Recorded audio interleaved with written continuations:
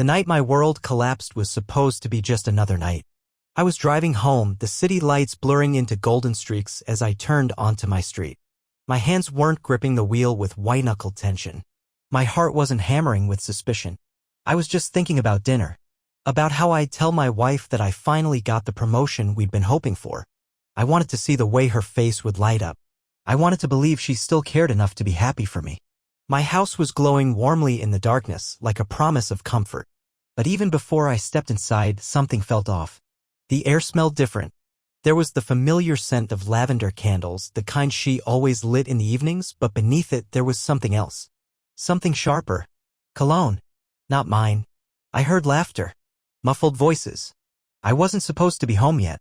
My pulse slowed, then sped up. A strange, floating sensation took over as I walked towards the sound. The dining room. I saw them before they saw me.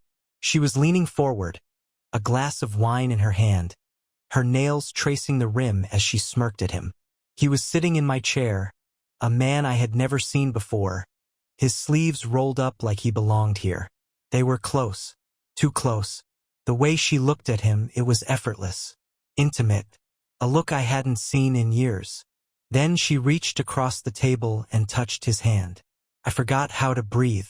She laughed at something he said, and before I could process what I was seeing, she stood up, walked around the table, and I don't know if it was the sound of my keys hitting the floor or the way my breath finally came out in a sharp, strangled exhale, but suddenly, they both turned. Her eyes widened. He just smirked. And then, as if my presence meant nothing, she leaned down and kissed him. Right there, in my home, in front of me, the world tilted. My vision narrowed. There was nothing else but the sickening reality of it. My wife, had just publicly humiliated me in my own house, and she didn't even have the decency to look ashamed. When she finally pulled away, she wiped the corner of her mouth and let out a breathy little laugh. "Oh," she said, tilting her head like I was the intruder here. "You're early." I didn't move, didn't speak. I just stood there, feeling something in me break apart piece by piece, slow and precise, like glass cracking under pressure. She, on the other hand, was completely at ease. She looked me up and down like I was a stranger who had wandered into the wrong house. Like she was bored. The man in my chair took a sip of his wine, unbothered, watching me like I was some kind of entertainment. He didn't look guilty. He didn't even look surprised. I turned back to my wife. My voice, when it finally came out, was barely above a whisper. "What the hell are you doing?" She exhaled through her nose, setting her glass down with a soft clink against the wooden table. "Well, I was having a nice evening." She gestured lazily between herself and her guest. "Until you ruined it." I blinked. My stomach turned. Ruined it? Something inside me snapped. I stepped forward, my pulse pounding in my ears. I ruined it? My voice shook and I wasn't even sure if it was from anger or disbelief. I ruined it? You're sitting here, drinking my wine, with some random guy in my house, kissing him in front of me, and I'm the one ruining your night. She rolled her eyes, crossing her arms. "Oh, please, don't be dramatic." Dramatic. Dramatic. I laughed. A short, humorless sound that scraped against my throat. I turned to the man, who was still sitting there like this was just another Tuesday night. "Who the hell are you?" He tilted his head slightly, then gave a slow, smug smile. Connor. I didn't know what I expected, maybe some sign of guilt, some attempt at an apology, or at least an excuse. Instead, he picked up his glass again, swirling the wine like he was enjoying a fine performance. I wanted to hit him. God help me. I wanted to wipe that smirk off his face so badly my hands were already curling into fists. But then my wife sighed, pulling my attention back to her. "Can you not do this right now?" she said, her voice laced with irritation. We were in the middle of something. I stared at her. "Are you serious?" She let out a dry laugh, shaking her head. "You always do this." "Do what?" I snapped. "Make everything about you." She gestured vaguely toward me, like I was some annoying inconvenience. "God, you're always so sensitive. It's exhausting." I felt like the floor was tilting beneath me. Sensitive, I echoed. I walk in on you having a date night with some guy, and I'm the problem? She arched a brow. It's not a date night. Don't be so childish. Connor snorted. I whipped my head toward him. Do you want to say something? He lifted his hands in mock surrender. Hey man, no offense, but it's kinda sad watching you freak out over this. I actually took a step back, gripping the back of a chair just to steady myself. This isn't real. This isn't happening. But it was. And the worst part? She didn't even care. No tears. No guilt. No scrambling for an excuse. Just cold, effortless indifference. She walked over to the counter, picked up her phone, and started typing something. Just like that, the conversation was over. Like I was over. Like I had never even mattered. I don't know how long I stood there, staring at her while she tapped away on her phone like I wasn't even in the room. Like she hadn't just obliterated our marriage in front of my face. Connor, this smug, arrogant nobody, was still lounging in my chair, finishing my wine, looking as relaxed as ever. I needed to get out of there. I turned, my body moving on autopilot, but before I could take a step, she let out a loud, exaggerated sigh. Oh my God! Stop sulking. I froze mid-step. Slowly, I turned back to her. What? She finally looked up from her phone, her expression flat, unimpressed. You heard me. I stared at her, my pulse roaring in my ears. You cheat on me, humiliate me in my own house, and now I'm sulking? She rolled her eyes. I didn't cheat on you. I almost laughed. Are you actually insane? I gestured wildly at Connor, who was watching the whole exchange with pure amusement. What do you call this? She tilted her head slightly, like she was genuinely trying to decide how to answer. And then, with a casual shrug, she said, a wake-up call. A wake-up call. I blinked, my brain short-circuiting. A wake-up call? She crossed her arms. You've been so checked out lately. I figured this was the only way to get your attention. Couldn't breathe. Connor let out a low chuckle. Damn, man. That's rough. I snapped. I didn't even think. I just moved. I grabbed the half-empty bottle of wine off the table and threw it against the wall. Glass shattered. Red wine streaked down the white paint like blood. The room went silent. Finally, something wiped the smirk off Connor's face. But her? She barely flinched. She just sighed again, shaking her head. Oh, grow up. I wanted to scream. To break everything in this house. To make her feel even an ounce of the devastation that was currently ripping through me. Instead, I just stood there, chest heaving, hands shaking. Then, in the calmest voice I could manage, I asked, how long? She pursed her lips. Does it matter? My stomach churned. How? Long. She met my eyes. Held them. And then, with zero hesitation, she said, a year. I nearly doubled over. A year. Every memory from the last 12 months flashed through my mind in a sickening montage. The business trips. The nights she worked late. The times she had come home smelling different. The sudden lack of interest in me, in us. I had known. Deep down, I had known. And I had done nothing. I clenched my jaw so hard my teeth ached. You're unbelievable. She shrugged. You're predictable. I shook my head. Why? She sighed like she was bored of the conversation. Because you weren't giving me what I needed. I almost laughed. What you needed? Yeah. She leaned against the counter, inspecting her nails. You stopped trying. Stopped paying attention. I was lonely. I felt something deep in my chest snap. You were lonely, I repeated. So instead of, I don't know, talking to me, you just decided to, I gestured to Connor. Fix it this way? She gave a small, indifferent smile. It worked, didn't it? I stared at her, realizing something terrifying. She wanted this. She wanted me to explode, to lose control, to be the bad guy in all of this. I swallowed hard, forced myself to breathe. And then, quietly, I said, you're disgusting. She arched a brow. Oh, please. Don't be so dramatic. Something in me went deathly calm. I stepped back, took one last look around the room.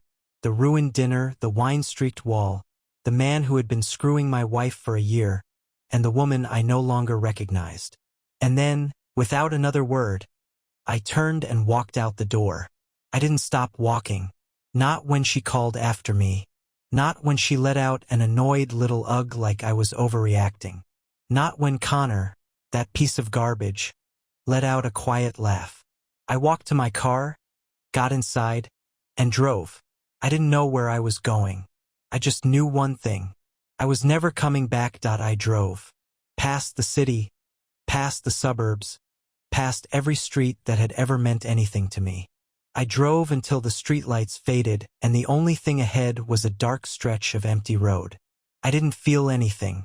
Not at first. It was like my mind refused to process what had just happened. Like if I kept moving, I could outrun it. But then, somewhere along a highway I didn't recognize, it hit me. A year. She had been with him for a year. 52 weeks. 365 days. How many times had I kissed her goodbye in the morning completely unaware? How many nights had I laid next to her while she sent him messages under the covers? How many moments had she stolen from me, feeding me lies while giving him everything? My hands tightened on the wheel. I should have seen it. Should have felt it. But I'd been blind, so goddamn blind, because I had trusted her. A wake-up call. That's what she called it. Like I was supposed to thank her for blowing up my life. Like it was my fault she had spent a year sneaking around behind my back. And the worst part? She wasn't even sorry. I slammed my foot on the brake. The tires screeched as the car jerked to a stop on the side of the road. My breath came in sharp, ragged gasps, my entire body shaking as the weight of everything crashed down at once. I had spent 10 years with that woman. 10 years building a life, believing we were in this together. And she had thrown it away like it was nothing. Like I was nothing.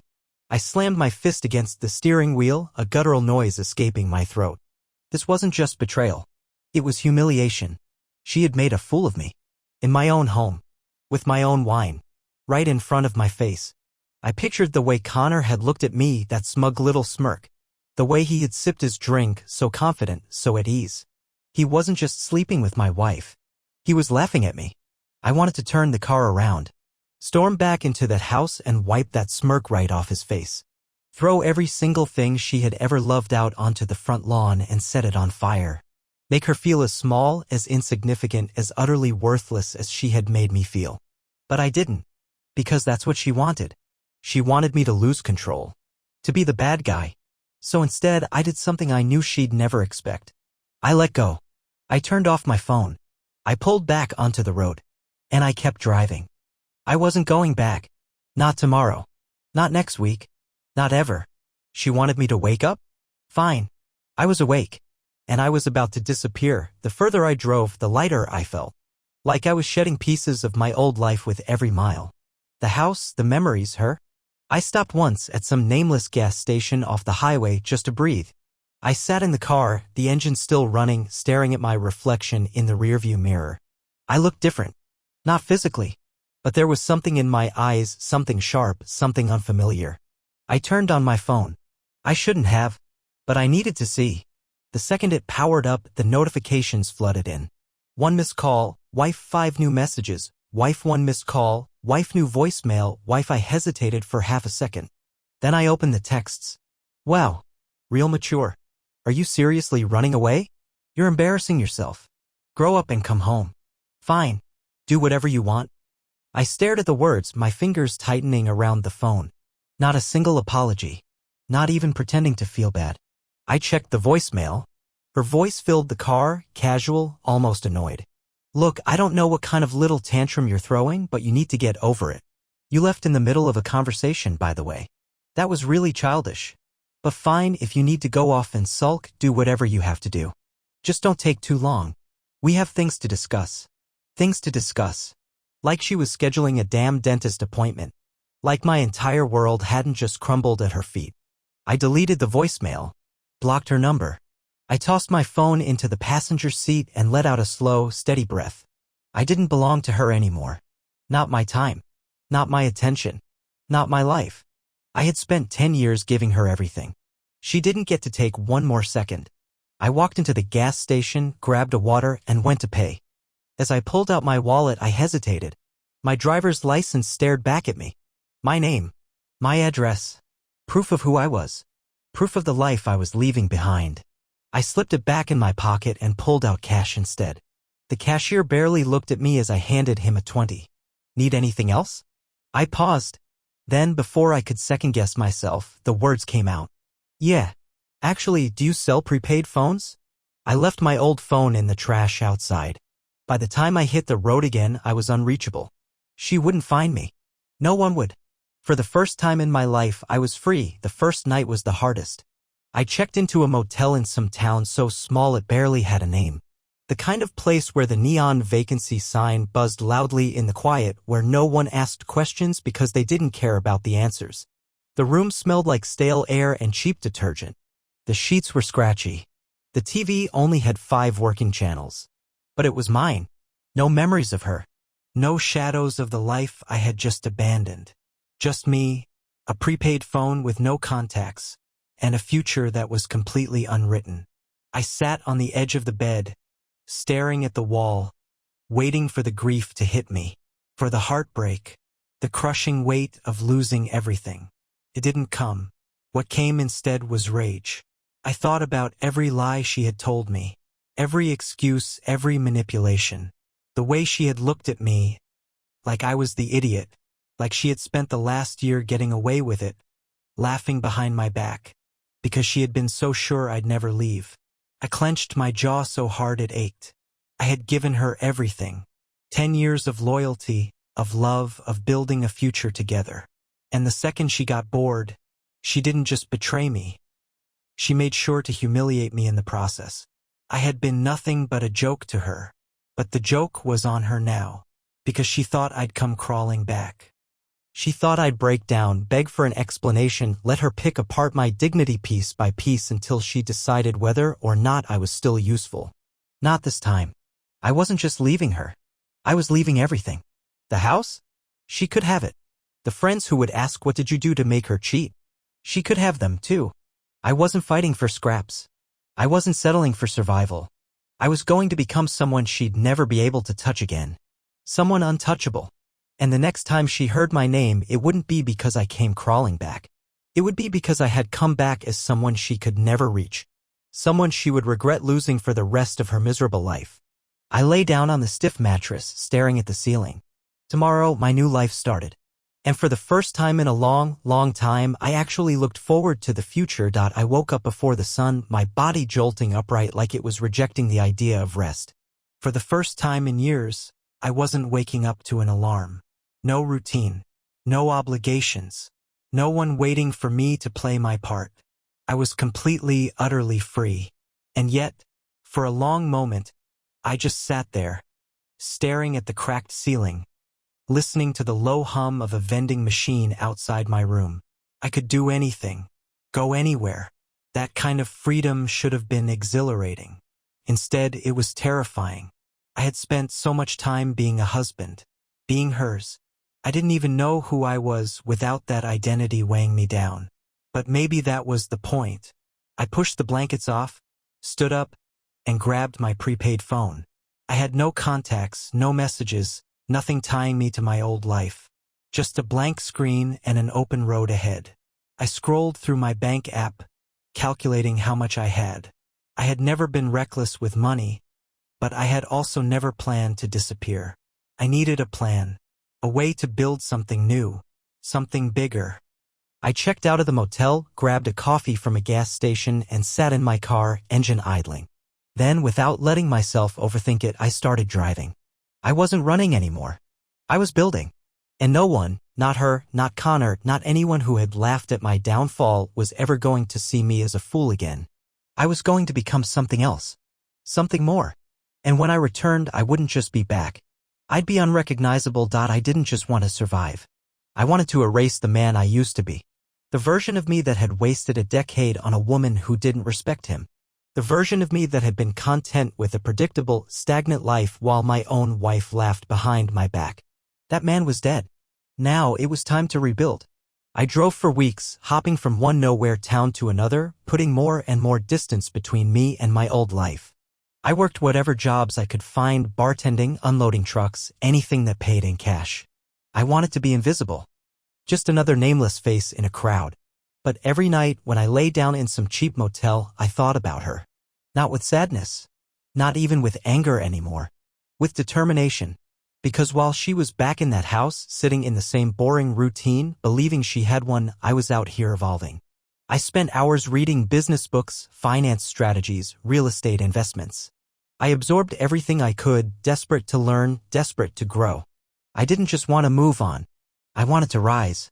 And then one night, in some forgettable town, I met the right person. An older man sat next to me at a bar, well-dressed but unassuming. We got to talking. He asked me what I did. I told him the truth. Right now? Nothing. He laughed. Nothing's an interesting business. I shrugged. I'm trying to figure out my next move. He studied me for a moment, then said, "You ever consider real estate?" That conversation changed everything. Because by the time the sun rose, I had an opportunity. A real one. A chance to step into a world I had never considered before. It wasn't going to be easy. I had no experience, no connections, no safety net. But I had hunger. And sometimes hunger is enough. That was the night I stopped looking back. I wasn't the man who had been cheated on. I wasn't the fool who had been laughed at. I was someone else now. And when I returned, I wouldn't just be a better version of myself. I would be untouchable. Success is a strange thing. When you're desperate for it, it feels impossible, like a door that only opens for the people born with the right keys. But once you force it open, once you figure out the angles and break past the barriers, you realize something. The people at the top, they were never smarter, never better. They just played the game first.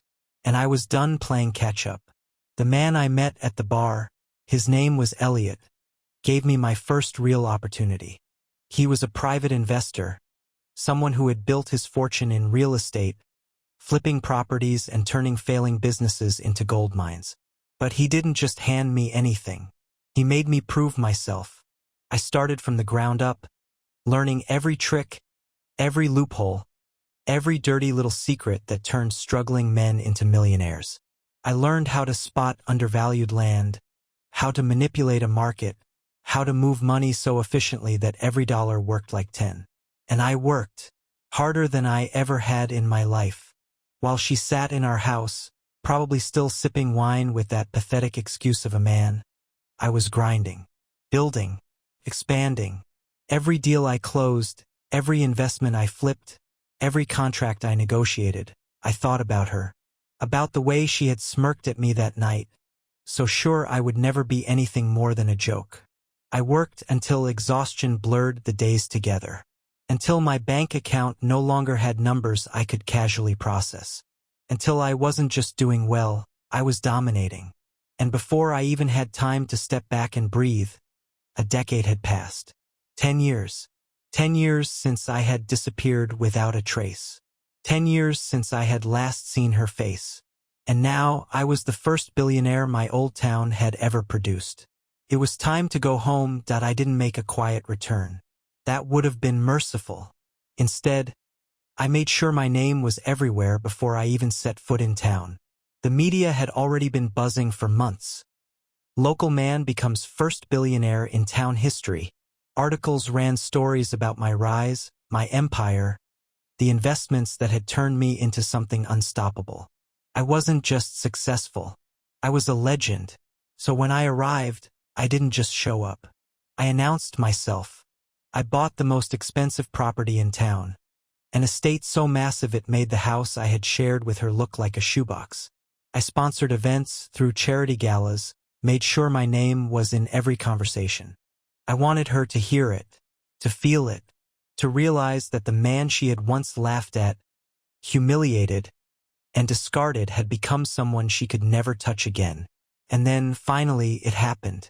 I saw her. She was at a high-end restaurant downtown, the kind of place that had a months-long waiting list, unless, of course, you were me. I had made sure to reserve the best table, right in her line of sight.